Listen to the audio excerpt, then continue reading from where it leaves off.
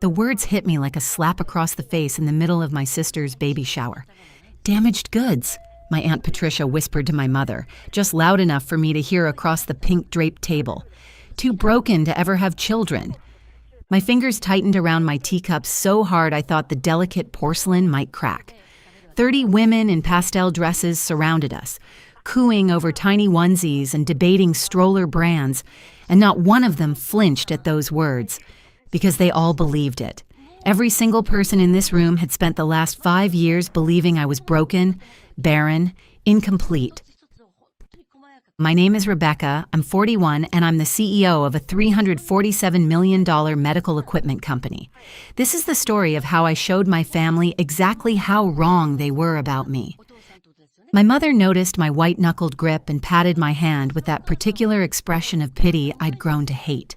The same expression she'd worn at every holiday dinner, every birthday celebration, every family gathering for the past 5 years.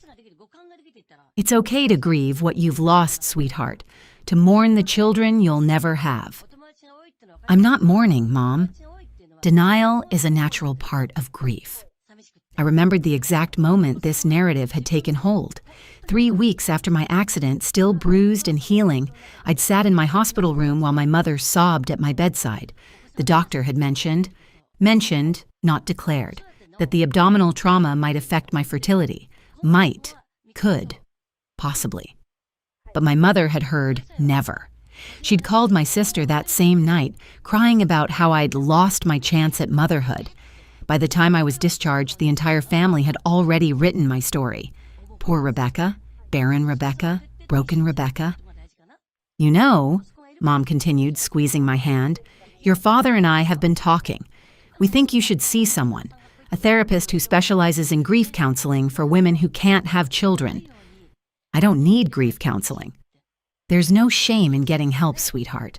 What you're going through, it's a profound loss, the loss of your future, the loss of the family you'll never have." Aunt Patricia nodded sagely. "My friend, Dorothy, went through something similar. She said the grief never really goes away. You just learn to live with the emptiness." The emptiness. As if my life were a hollow shell, a vacant room waiting for children that would never come.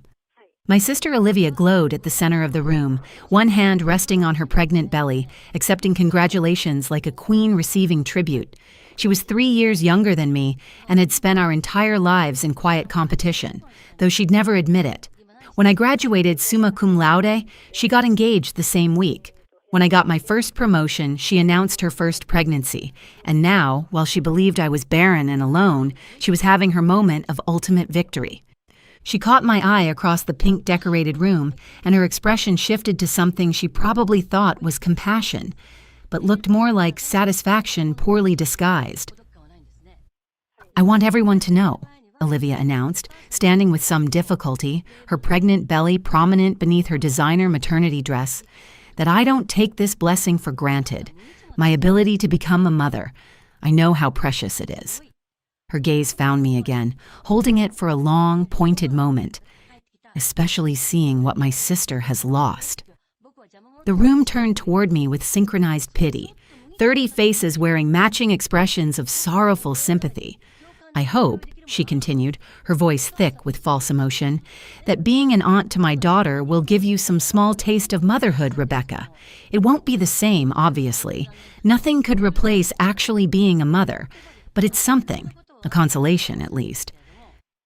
"That's beautiful," Mom said, dabbing her eyes with a monogrammed handkerchief. "So generous of you to include Rebecca in your daughter's life, given her circumstances." Her circumstances. Like I was a charity case. Like my entire existence could be summarized by a single medical consultation 5 years ago. I thought about all the times Olivia had made similar comments over the years. Last Christmas, when she'd rubbed her newly pregnant belly and said, "I wish you could experience this feeling, Rebecca. There's nothing like it." Easter brunch, when she'd announced they were having a girl and added, "I know this must be hard for you to hear." My own birthday dinner, when she'd given me a card that read, "To the world's best future aunt," with a note inside about how some women are meant to nurture other people's children. every single time wrapped in the language of compassion, every single time a reminder of what she believed I'd lost and she'd gained. My cousin Miranda leaned in, her perfume overwhelming. Have you considered adoption? I know it's not the same as having your own children, but it's better than nothing. There are so many children who need homes, Aunt Patricia added, nodding vigorously. And since you can't have biological children, adoption could give your life purpose. Something to fill the void. My life has purpose. Does it? Mom's voice carried that gentle devastation she'd perfected over decades of subtle criticism. Rebecca, you're 41 years old. You've built a career, yes? But at the end of the day, you go home to an empty house. No husband, no children, just work. Is that really a life? I remembered her saying something similar at Thanksgiving last year. Work can't keep you warm at night, Rebecca. And at my cousin's wedding, don't you want someone to grow old with? Someone to take care of you when you're gone? The implication always clear. My life, as I'd built it, wasn't enough, could never be enough. I checked my watch, 2:51 p.m., 9 more minutes. I'd texted Nathan the venue address that morning, along with a photo of the invitation so he'd know exactly where to find us. I know it's hard to hear, Mom continued, her voice rising enough to draw attention from nearby tables. But someone needs to be honest with you. You've been avoiding the reality of your situation for 5 years. It's time to face facts. What facts, specifically? That you're alone. That you'll always be alone. That the accident didn't just damage your body. It damaged your future. It took everything from you. My aunt nodded with the confidence of someone who'd never questioned her own assumptions. Your mother's right. You need to accept what happened and move forward. Maybe therapy could help, learning to grieve properly. There are support groups for women like you. Women like me. The phrase echoed in my mind. I'd heard variations of it for years. Women who can't have children. Women who've lost their chance. Women who have to find other ways to feel fulfilled. The baby shower games continued around us. Guessing birth weights, matching celebrity babies to parents, blindfolded taste tests of baby food. I participated when required, smiled when expected, and watched the minutes tick by. At 2:58, Mom stood and addressed the room like she was delivering a eulogy at my funeral. I'm sorry to get emotional, everyone. It's hard watching my daughter suffer. Watching her pretend she's okay when she's so clearly broken. 30 women stared at me with naked pity. 5 years ago, Rebecca was in a terrible accident, car crash. A drunk driver ran a red light and hit her broadside. Mom's voice cracked. The doctors saved her life, but they couldn't save her ability to have children. The damage was too severe, too permanent. The silence in the room was suffocating. I could feel every eye on me cataloging my reaction, waiting to see me crumble. She's been so brave about it, Mom continued, tears flowing freely now. So stoic. But I'm her mother. I know she's hurting. I know she's broken inside, even if she won't admit it. Damaged goods, Aunt Patricia repeated, shaking her head sadly. It's just so tragic. She had so much potential. Had, past tense, as if I'd already died. 2:59, 1 more minute. I smiled. Not the polite smile I'd been wearing all afternoon, but something genuine, something anticipatory, something that made my mother pause mid-sob. Rebecca, why are you smiling? No reason. The door to the garden room opened at exactly 3 p.m. Selena walked through first, pushing a custom triple stroller that cost more than most people's monthly rent. Inside sat my 2-year-old triplets, Grace, Daniel, and Faith, wearing coordinating outfits I'd picked out that morning. 3 perfect toddlers with dark curls and bright eyes, looking around the pink decorated room with curiosity. Behind Selena, my husband walked in, carrying our 6-month-old twins. Dr. Nathan Whitmore, chief of neurosurgery at Massachusetts General Hospital, still in his scrubs because he'd come directly from a craniotomy. He held our son William in his left arm and our daughter Claire in his right. Both babies were awake and alert, their tiny fists gripping his shirt. Every head in the room turned. The silence was absolute, the kind of silence that follows an explosion when everyone is too stunned to react. Sorry I'm late, darling, Nathan said, crossing the room to kiss me. His lips were warm against mine, familiar after 4 years of marriage. The surgery ran long, complex aneurysm repair. How's the patient? Stable, good prognosis. Dr. Martinez is monitoring her recovery. Mom's teacup slipped from her fingers and shattered on the floor. The crash seemed to break everyone's paralysis, though no one moved to clean it up. They were all too busy staring. Selena brought the stroller to our table. Grace spotted me and reached up immediately, her face breaking into the smile she reserved just for me. Mama! I lifted her onto my hip, breathing in the familiar scent of baby shampoo and the strawberry snacks she loved. Hi, sweetheart. Did you have fun with Selena? Daniel and Faith followed suit, both reaching for me, both wanting hugs. I knelt down to embrace all 3 of them, my heart full in a way my family had never believed possible. Did you miss me? I asked, kissing each curly head. Missed Mama, Faith confirmed solemnly. We've only been apart for 2 hours. Long time, Daniel said seriously, his brow furrowed in a perfect imitation of his father's expression. Nathan handed me Claire while keeping William. Our daughter nestled against my chest, her tiny fingers finding my necklace immediately. They were perfect, as always. Selena said they ate all their lunch. Even the vegetables? Every bite, Selena confirmed with a smile. These 3 are very good eaters. And the twins. William took 6 ounces, Claire took 5. Both had nice naps. You're a treasure, Selena. It's my pleasure, Mrs. Whitmore. These babies are angels. Olivia had gone pale. Her hand gripped the arm of her chair so tightly, her knuckles had turned white. Rebecca! Her voice came out strangled. What is? Who are? Sorry to interrupt your shower, I said, adjusting Claire in my arms while Grace clung to my other side. But I needed to feed the twins. They're on a strict schedule. Routine is important for infant development. The twins? Mom repeated faintly. She hadn't moved from where she stood. Her eulogy interrupted mid-delivery. You have twins?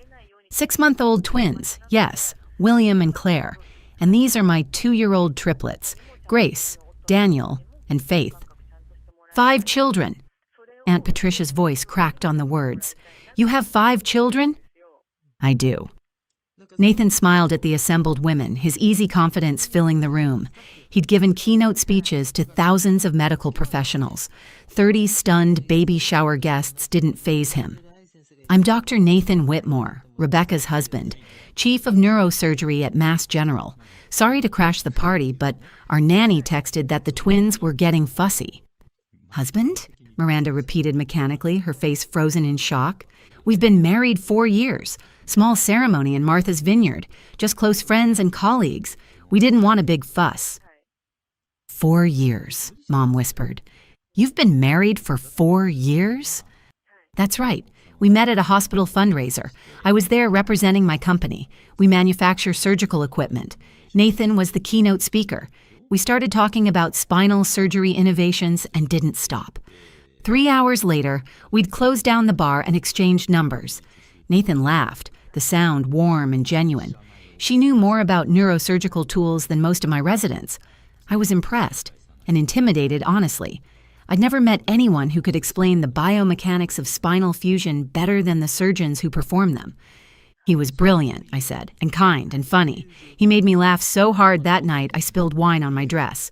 6 months later, he proposed on the same beach where we'd had our first real date. 6 months? Olivia said. That's so fast. When you know, Nathan said, shifting William to his other arm. And with Rebecca, I knew immediately. I knew she was the woman I wanted to build a life with, the woman I wanted to raise children with. Grace tugged on my necklace. Mama Juice? Selena brought your sippy cups, sweetheart. Selena retrieved 3 sippy cups from the diaper bag, a custom designer bag that matched the stroller. She handed them out to the triplets with practiced efficiency, then pulled out toys and snacks to keep them occupied. The accident, Mom finally managed, her voice barely above a whisper. The doctors said I'd have trouble conceiving naturally, I corrected. Not that I'd never have children. There's a significant difference. A difference you never bothered to verify. But you told us. I told you the doctors were concerned about my fertility. That's exactly what I said. You decided that meant I'd never have children. I didn't correct you because, frankly, I was tired of your constant interference in my personal life." "Interference?" Mom's voice rose defensively. "What interference?" "Every phone call asking if I was dating anyone. Every holiday dinner where you tried to set me up with someone's son or nephew or coworker. Every comment about my biological clock, my career choices, my lifestyle. I wanted privacy. Peace. So when you jumped to conclusions about my fertility, I let you. I let you believe what you wanted to believe. You let us think you were barren." Aunt Patricia looked horrified, as if I'd committed some unforgivable sin. "For 5 years, I let you think what you wanted to think.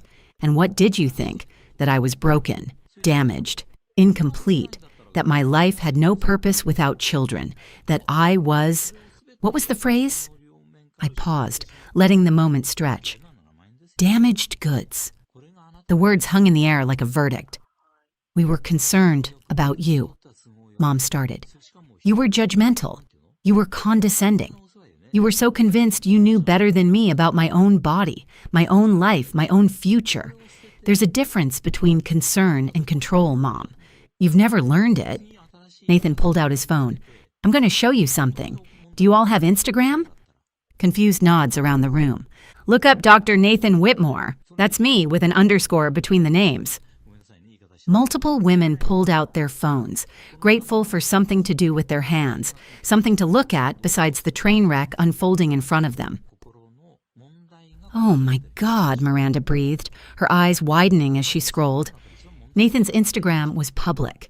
12,000 followers, mostly medical professionals and patients who followed his surgical success stories.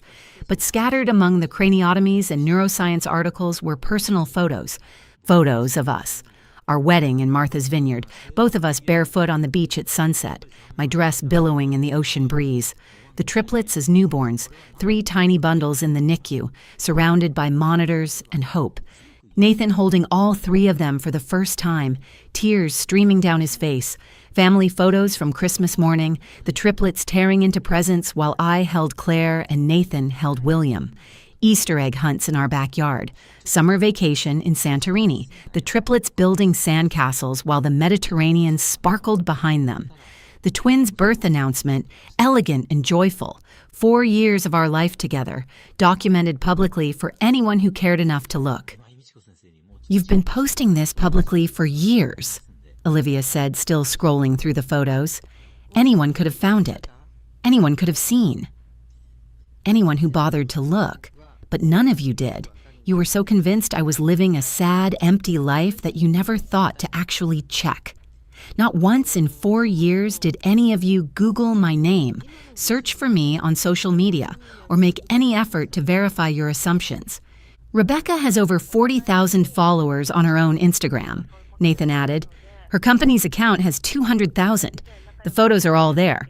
The wedding, the pregnancies, the children, our life. It's been public the whole time." "What company?" Mom asked weakly. "Whitmore Medical Solutions. I founded it 9 years ago, right after the accident, actually. I used my settlement money as seed capital.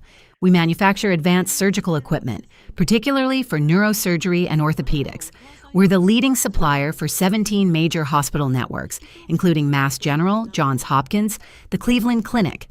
Olivia was typing on her phone, her fingers trembling. "Oh my God, this company did $340 million in revenue last year." $347 million, I corrected, and we're projecting $410 million this year. The new spinal fusion equipment line is performing exceptionally well. We just signed contracts with 3 new hospital networks last month.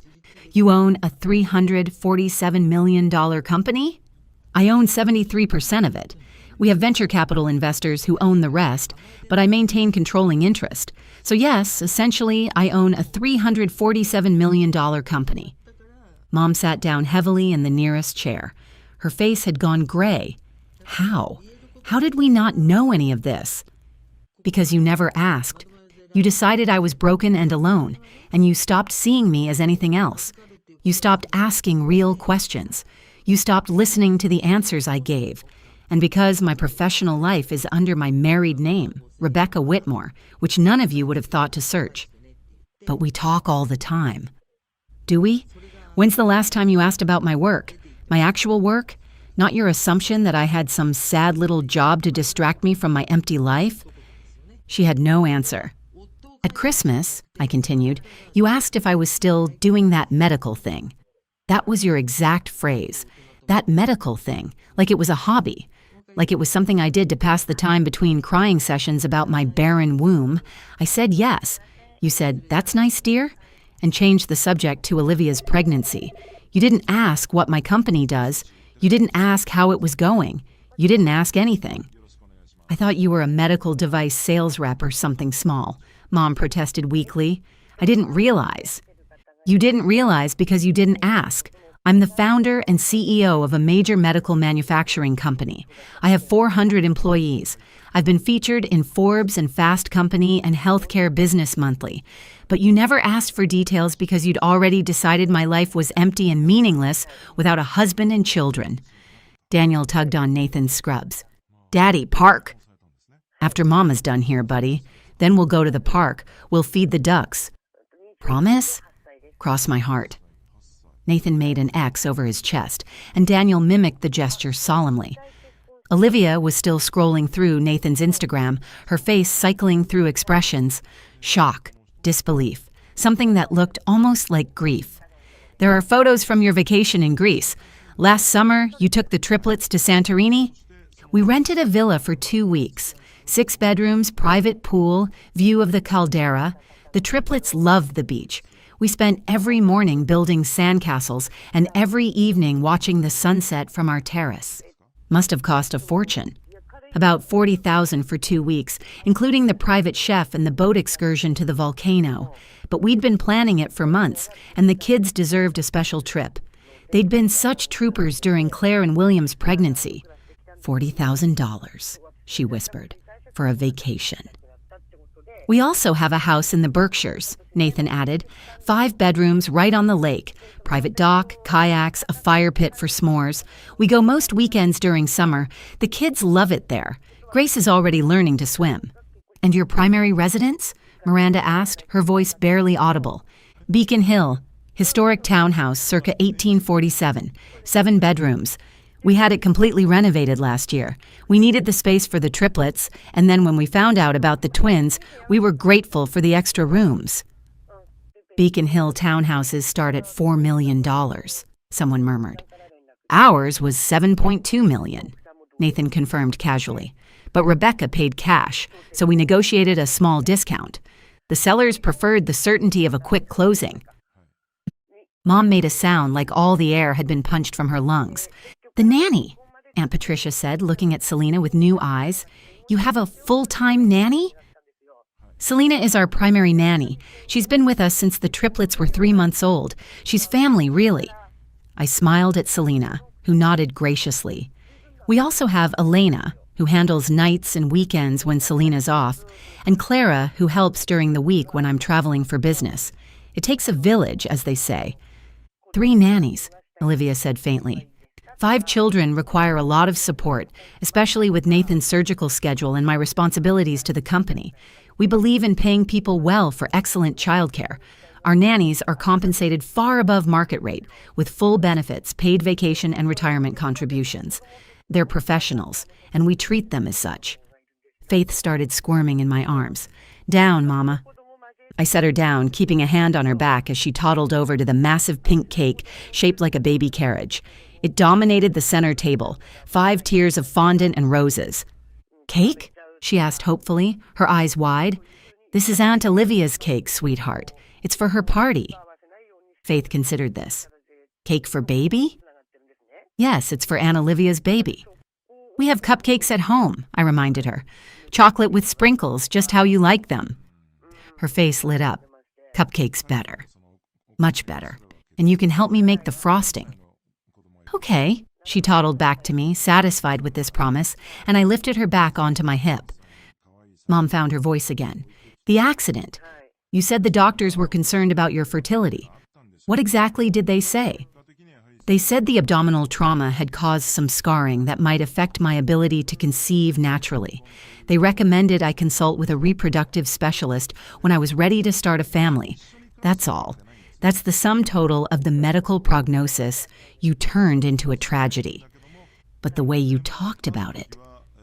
I talked about it honestly. You interpreted it through your own lens of catastrophe.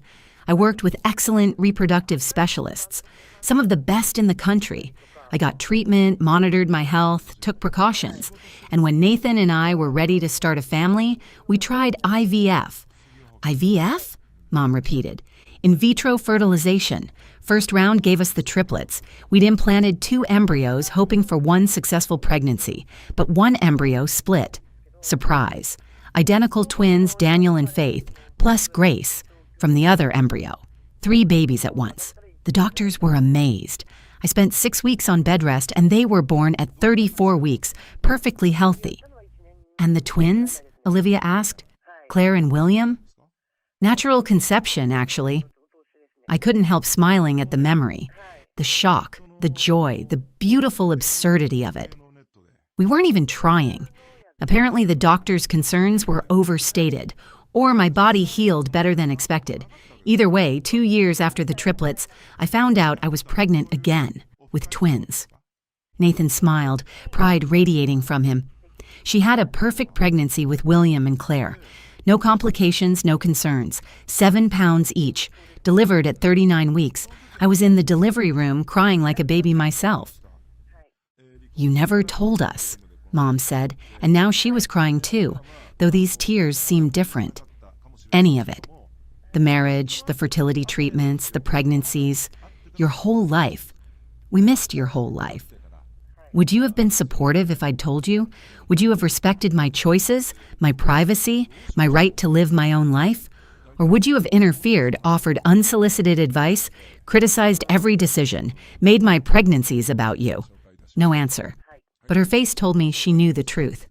I wanted my pregnancies to be private, mine and Nathan's, our joy, our journey, without your commentary or judgment or constant comparisons to what you thought my life should look like. When I was showing, I skipped family gatherings. Business trips, I said, international clients who needed me. You never questioned it because you weren't really paying attention to my life anyway? We would have been happy for you. Would you? Because 2 hours ago, you stood in front of 30 people and called me broken. You listed my tragedies like a eulogy. You mourned me while I was sitting right here, living a life you never bothered to see. Mom's face crumpled completely. I didn't mean. You meant exactly what you said, every word of it. You've spent 5 years pitying me, feeling superior to me, using my supposed tragedy to make yourselves feel better about your own lives. Every time things got hard for you, you could think, at least I'm not Rebecca. At least I can have children. At least my life has meaning. That's not fair, Olivia protested, though her voice was weak. Isn't it? How many times have you told people about your poor sister Rebecca who can't have children? How many times have you brought up my supposed infertility at parties, at dinners, at family gatherings? How many times have you used my tragedy to make your own pregnancy seem more precious, more special, more appreciated? She went pale but didn't deny it. I thought so. Selena checked her watch. Mrs. Whitmore, the twins will need their bottles soon. Let's feed them here. I want my family to see what our lives really look like. Selena prepared 2 bottles with practiced efficiency. I took one, Nathan took the other. We settled into chairs, the same chairs where my family had been pitying me moments ago, and fed the twins while the triplets played quietly with toys Selena had brought. 30 women watched in stunned silence as we performed this utterly normal act of parenting. 2 parents, 5 children. A life so full it sometimes felt like it might burst. William's eyes fluttered closed as he drank, his tiny hand wrapped around Nathan's finger. Claire watched me with the intense focus of an infant learning her world, her mother's face the most important thing in it. They're beautiful, my Aunt Susan finally said, breaking the silence. She was my father's sister, the only one who'd never participated in the pity parade. All of them. Just beautiful. Thank you, Aunt Susan. And you look so natural, so happy, so complete. I am happy, completely, overwhelmingly, exhaustingly happy. Mom stood abruptly, nearly knocking over her chair. I need to talk to you privately. We walked to a quiet corner of the garden room, away from the staring faces and abandoned baby shower games. She stood across from me, looking smaller than I remembered, older, defeated. "I'm sorry," she said immediately, "for all of it, for assuming, for judging, for pitying you, for calling you damaged goods in front of everyone, for every comment, every look, every moment of condescension over the past 5 years. I'm sorry." Okay. Okay? That's all you have to say? What do you want me to say? That it's fine? That I forgive you? That we can pretend the last 5 years didn't happen? I shook my head. I'm still processing, Mom. I spent 5 years building a life while you mourned me. I had 3 babies, then 2 more, and you were too busy feeling sorry for me to notice. That's not something I can just forget. I was worried about you. You were comfortable with the idea of me being broken. It made you feel needed. It gave you something to fix, someone to pity, a role to play. Being the mother of a tragic daughter is easier than being the mother of a successful daughter who doesn't need you. She flinched like I'd struck her. That's not. I never. It's okay. I'm not saying it was conscious. But I saw how you lit up whenever you talked about my situation, how important it made you feel to be my advocate, my defender, my voice. You turned my supposed tragedy into your identity. Tears streamed down her face. Can we start over? Can I get to know my grandchildren? Please, Rebecca, give me a chance. That's up to you. What does that mean? It means you can be a loving, supportive grandmother who respects boundaries, who asks questions instead of making assumptions, who celebrates our lives instead of comparing them to what you think they should be. Or you can be an interfering, critical presence who undermines my parenting and makes everything about yourself. The choice is yours, but this is your only chance. I want to be the first one, I swear I do. Then be that. Show me, not with words, with actions. Can I? Can I hold one of the twins, please? We walked back to the group. Nathan handed her Claire with a gentle smile, showing her how to support the baby's head. Mom looked down at her granddaughter, this grandchild she'd never known existed, and started crying all over again. "She's perfect," Mom whispered. "Absolutely perfect." She is.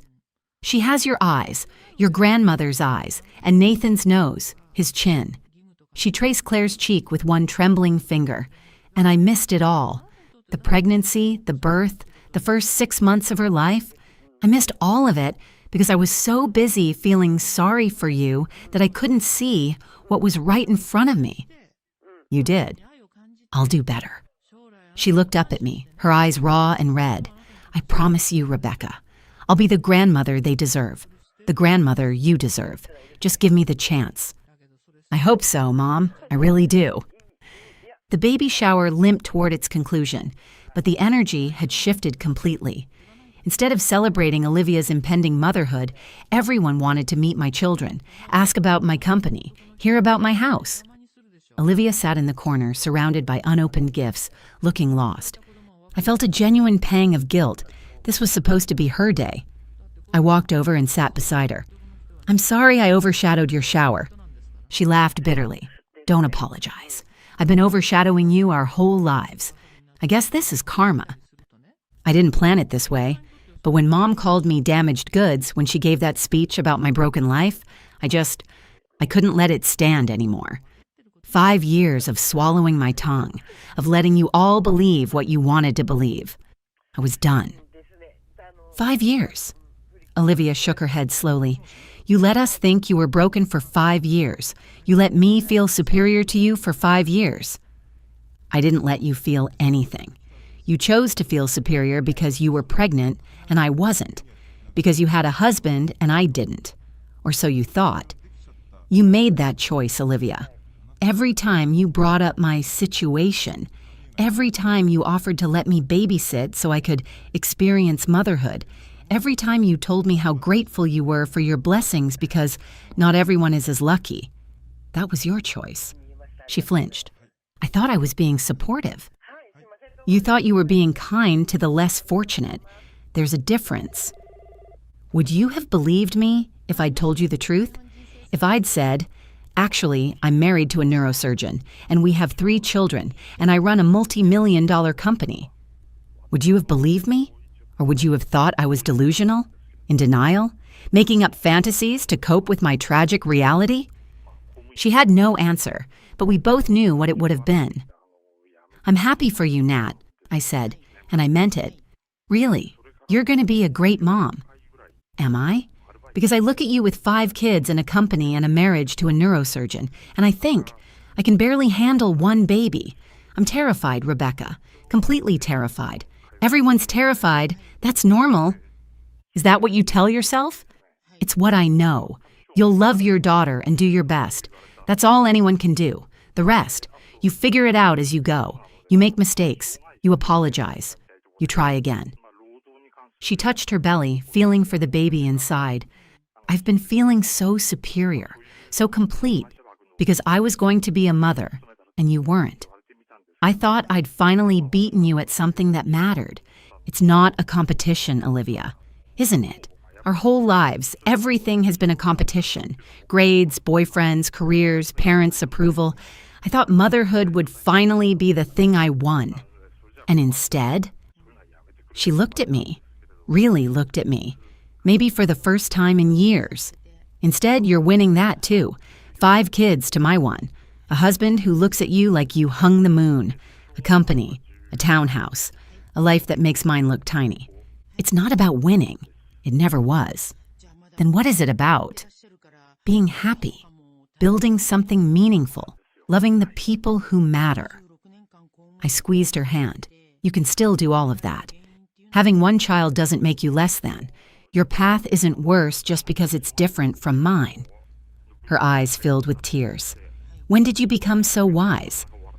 About 5 years ago, when I had to figure out who I was without my family's expectations. Nathan appeared beside us with Faith in his arms.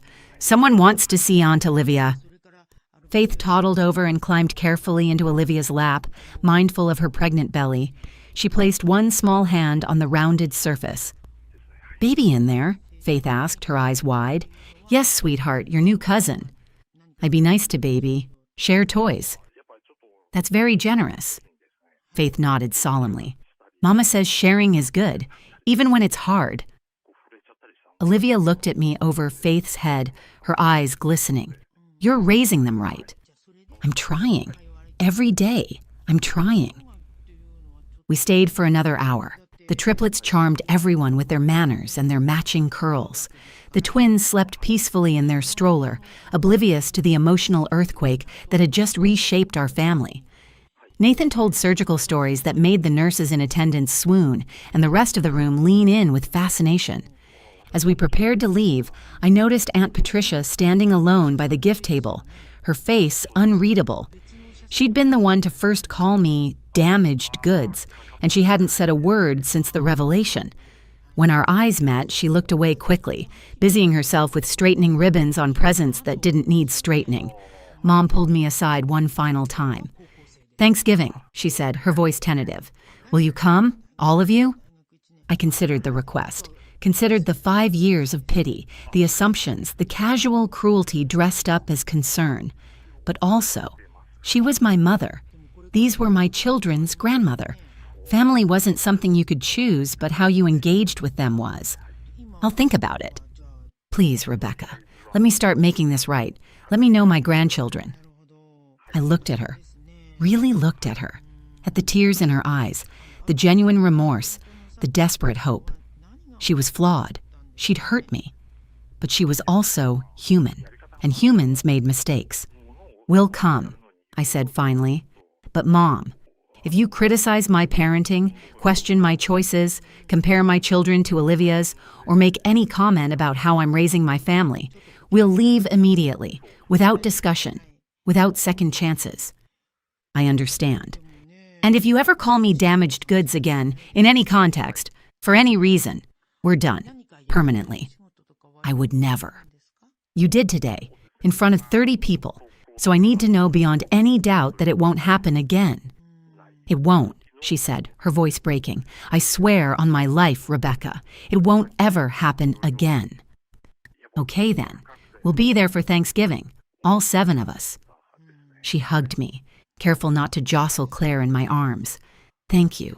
Thank you for giving me another chance. As we loaded 5 children into our Mercedes SUV, custom ordered with 3 rows to accommodate the car seats, Nathan smiled at me. That went well. Did it? You stood up for yourself, for us, for our family, for everything we've built together. That took courage. Or spite. He laughed. Sometimes spite and courage look exactly the same. I laughed too, the tension of the afternoon finally releasing. Take us home, Dr. Whitmore. To Beacon Hill? To Beacon Hill. As we drove through Boston's historic streets, past brownstones and gas lamps and centuries of history, with our 5 children secured safely in their car seats, I felt something I hadn't felt in years around my family. Peace. They knew now, all of it. The marriage, the children, the company, the life I'd built while they assumed I was suffering alone in some tragic apartment, crying over my empty womb. They knew I wasn't broken or damaged or incomplete. I was Rebecca Whitmore, CEO of a multi-million-dollar company, mother of 5 beautiful children, wife of a man who loved me more than I'd ever dreamed possible. Not damaged goods, never damaged goods. Just extraordinarily, impossibly, overwhelmingly blessed. My phone buzzed, a text from Olivia. Thank you for coming today and for letting me be part of their lives. Your kids are incredible. You're incredible. I'm sorry for everything. I mean it, I typed back. Thank you. See you at Thanksgiving. And Olivia, you're going to be a wonderful mother. Trust yourself. Another text from Mom. I love you, Rebecca. All of you. I can't wait to be a real grandmother to those beautiful children. Thank you for giving me another chance. We love you too, Mom. And you're welcome. And I meant it, because family is complicated and messy and sometimes deeply painful. Sometimes they call you damaged goods at baby showers and mourn you while you're building a beautiful life right in front of their blind eyes. But they're still family. And now, at least, we could start fresh, with truth instead of assumptions, with 5 grandchildren instead of 0, with the knowledge that sometimes the daughter you pity is actually the daughter who has everything. Nathan reached over and squeezed my hand. Home? I looked in the rearview mirror at our 5 sleeping children, at the life we'd built together, at the beautiful chaos that filled every corner of our existence. Tomorrow, I had a board meeting. Next week, Nathan had a keynote at a national neurosurgery conference. Next month, we were taking all 5 kids to Disney World because we'd promised the triplets, and we always kept our promises. Home, I agreed. And we drove toward Beacon Hill, toward our 7-bedroom townhouse, toward the life I'd built in secret while my family assumed I was broken beyond repair, the life that proved I was anything but. Before you go, here's a quick bonus for sticking around. If you love learning and growing like I do, you need to try audiobooks. I've got an exclusive deal with Audible. Your first month is completely free. That's access to over 500,000 titles. 0 cost to you. All the details are waiting in the description. Don't miss this one.